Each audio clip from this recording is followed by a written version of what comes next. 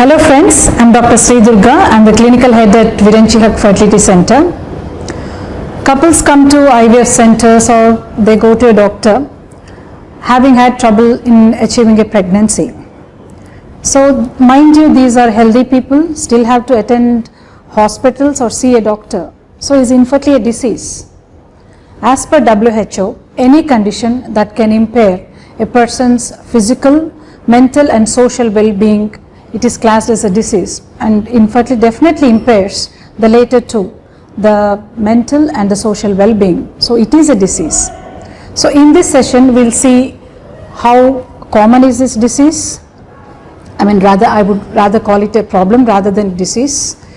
And is it a big problem or is it a small problem? So if it is big problem, so when should a couple have to go to a fertility specialist or to a doctor to get advice? And if the problem is getting commoner, why is it so common nowadays? And who is responsible for this problem? In couple, is it the man or the woman? So the couple have come to a doctor or to a fertility specialist, and the doctor might say, you haven't tried enough, you come and see me after some time. So what is this time frame in this infertility? So infertility, the typical definition is it's the inability of a couple to achieve a pregnancy after 1 year of unprotected intercourse. So this is the only condition where a problem is defined by a time frame, and in this problem it is 1 year. So mind you, this rule doesn't hold good enough to all couples. And the exception to this 1 year rule is if the woman is old. Well, as per the Western reproductive societies, they have given a cutoff age of 35 years. So if you're 35 and above, you're classed as an older woman, unfortunately. But why at 35 years? Usually the reproductive potential of a woman drops with chronological aging, because ovary ages with your chronological age as well. And studies have shown that after 35 years the success rate falls even with the highest fertility treatments, that is IVF. Mind you, this cutoff figure of 35, it is given from the Western reproductive societies. No cutoff has come from the Asian or the Indian reproductive societies.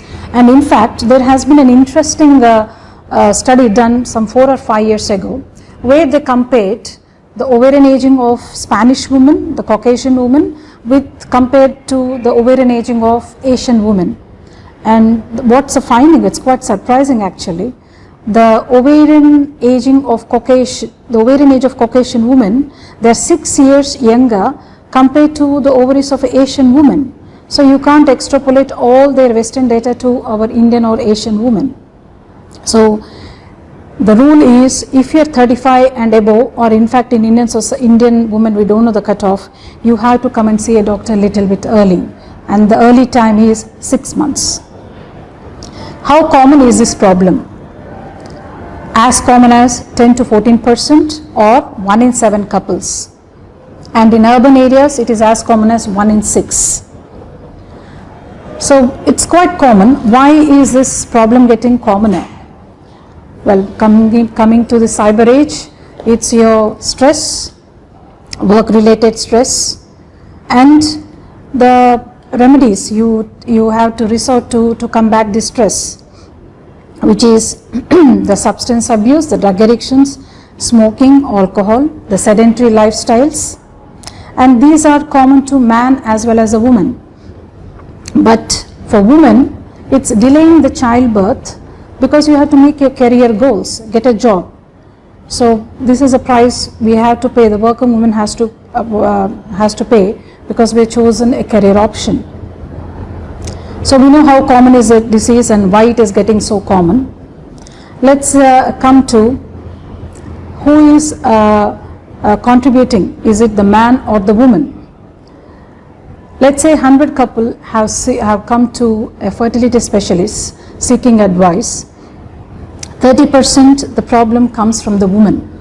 From the woman, it could be either problem with your eggs, either you got eggs but they are not maturing, This typically happens in a problem called polycystic ovarian disease, or like I previously mentioned, your ovaries are aging, so your eggs are not capable to produce a baby because they're aged.